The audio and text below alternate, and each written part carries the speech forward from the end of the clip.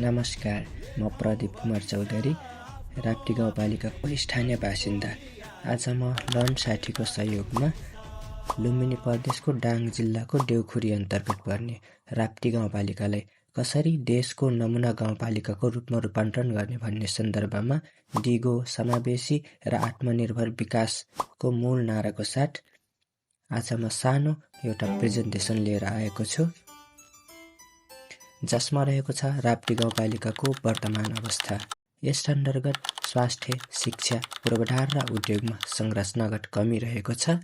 त्यसैगरी पर्याप्त सम्भावना भए पनि उपयोग हुन नसकेको अवस्था रहेको छ। त्यसैगरी युवाको विदेश पलायन र सीमित रोजगारी रहेको छ। विकासको दीर्घकालीन दृष्टिकोण, स्वस्थ, शिक्षित र आत्मनिर्भर राप्ती, सेवा, उत्पादन र पर्यटनको सन्तुलित विकास, सार्वजनिक, निजी र सामुदायिक साझेदारी, त्यसैगरी स्वास्थ्य क्षेत्र सुधार।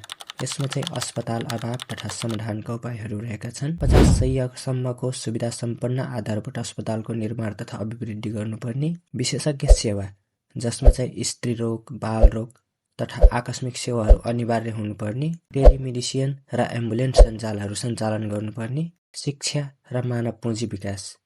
यस सन्दर्भमा चाहिँ आइटी क्याम्पस स्थापना गर्नुपर्ने, जसमा चाहिँ डिप्लोमा र ब्याचलर लेभलको हुनुपर्ने। त्यसैगरी साइन्स, म्याथ, इन्जिनियरिङ र एग्रिकल्चर जस्ता विषय पढाइ हुने बहुप्राविधिक शिक्षालयहरूको स्थापना गर्नुपर्ने, सिटिबिटीको सहयोगमा सिपमूलक तालिमको सिर्जना गर्नुपर्ने, आइटी क्याम्पस जसमा चाहिँ लालमटियामा रहेको ऐरावती आदर्श बहुमुखी क्याम्पसमा इन्फर्मेसन टेक्नोलोजीसँग सम्बन्धित विषय थप गर्न सकिने, साइन्स, म्याथमेटिक्स र एग्रिकल्चर जसमा चाहिँ पिपरीमा अवस्थित श्री शङ्कर माध्यमिक विद्यालयमा +2 मा गणित र विज्ञान विषय थप गर्न सकिने।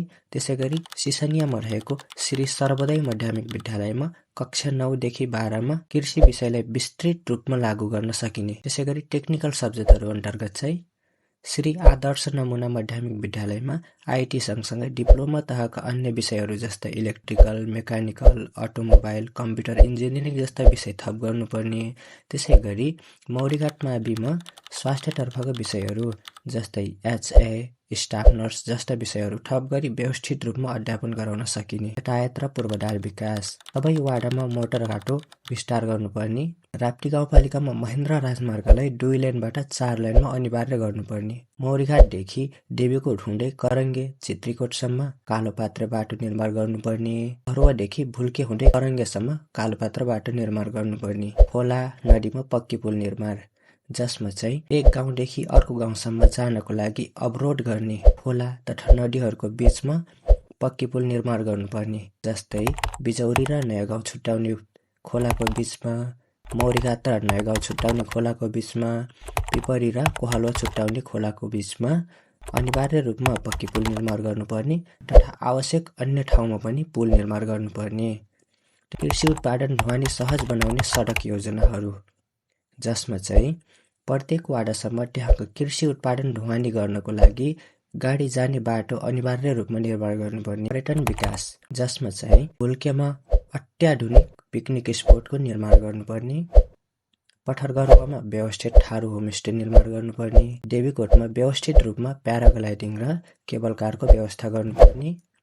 त्यसैगरी भालुबाङ तथा खौरवाको पार्कमा सुधार गर्नुपर्ने। हर्षदारामा व्यवस्थित पिकनिक स्पोट निर्माण गर्नुपर्ने। त्यसैगरी नयाँ गाउँमा सुन्दर बगैँचा निर्माण गर्नुपर्ने। उद्योग र आर्थिक विकास, जस अन्तर्गत कृषि प्रशोधन उद्योग जस्तै धान, तरकारी, दुध, त्यसैगरी साना तथा घरेलु उद्योग प्रवर्धन, औद्योगिक ग्राम स्थापना गर्नुपर्ने। कृषि क्षेत्रको विकास, जस अन्तर्गत सिँचाइ व्यवस्थापन एकदमै गर्नुपर्ने आवश्यकता देखिन्छ। समयमै कृषक समक्ष मलको व्यवस्था गर्नुपर्ने। कृषकले गरेको उत्पादनको बिक्री वितरणको लागि बजार व्यवस्थापन अनिवार्य रूपमा गर्नुपर्ने। आइटी, प्रविधि र सुशासन, यस अन्तर्गत डिजिटल गाउँपालिका, ई-गभर्मेन्ट्स, त्यसैगरी युवा लक्षित आइटी हब र अनुसन्धान केन्द्र निर्माण गर्नुपर्ने। पारदर्शी योजना र अनुगमन प्रणालीहरू अपनाएर यी कुराहरूलाई लागू गर्न सकिने। कार्यान्वयन रणनीति, चरणबद्ध 5 देखि 10 वर्षको योजना हुनुपर्ने। सङ्घ, प्रदेश र स्थानीय तहको समन्वयमा यसलाई सञ्चालन गर्न सकिने। निजी क्षेत्र र वैदेशिक सहयोग परिचालन गर्न सकिने। सम्भावित चुनौती र समाधानका उपायहरू, बजेट व्यवस्थापनमा अभाव हुन सक्छ, जसको लागि बहुस्रोत वित्तीय मोडेल अपनाएर यसलाई चाहिँ पूरा गर्न सकिने। सिप अभाव हुन सक्ने अवस्था देखा पर्न सक्छ, जसको लागि तालिम र विज्ञहरूसँग साझेदारी गरेर यसको समाधान गर्न सकिने, जनसहभागिता नहुन सक्छ, त्यसको लागि निरन्तर जनताहरूसँग संवाद गर्न सकिने, अपेक्षित उपलब्धि के कति प्राप्त भयो भन्ने कुरामा चाहिँ गुणस्तरीय स्वास्थ्य र शिक्षा सेवा, रोजगारी सिर्जना, विदेश पलायन न्यूनीकरण गर्न सकिने, पर्यटन र उद्योगबाट आम्दानी वृद्धि गर्न सकिने, त्यसैगरी सफलता मापनका सूचकहरू। यस अन्तर्गत स्वास्थ्य र शिक्षामा सुधार के कति भए, सडक तथा पुलहरूमा पहुँच कति प्रतिशत भए, त्यसैगरी स्थानीय उद्योग संख्या कति भए भन्ने कुरा चाहिँ मापन गर्न सकिन्छ। निष्कर्षमा रहेको छ सम्भावना भएको राप्ती, जसलाई चाहिँ सही योजना र नेतृत्वले नेपालकै नमुना गाउँपालिकाको रूपमा निर्माण गर्न सकिन्छ। यहाँसम्म हेरिदिनु भएकोमा धेरै धेरै धन्यवाद। यसैसँग सम्बन्धित कुनै प्रश्न, गुनासो वा कमी कमजोरी भएको खण्डमा कमेन्ट बक्समा भन्न सक्नुहुनेछ तथा छेउमा रहेको क्युआर कोडलाई स्क्यान गरी डाइरेक्ट मलाई पठाउन सक्नुहुनेछ। यसैसँग सम्बन्धित विस्तृत विवरण हेर्नको लागि गुगलमा गएर www.pradipkumarchaudhary.com.np मा तथा www.learnsati.com मा गएर पनि हेर्न सक्नुहुनेछ। हस्त, धन्यवाद। जय राप्ती, जय नेपाल।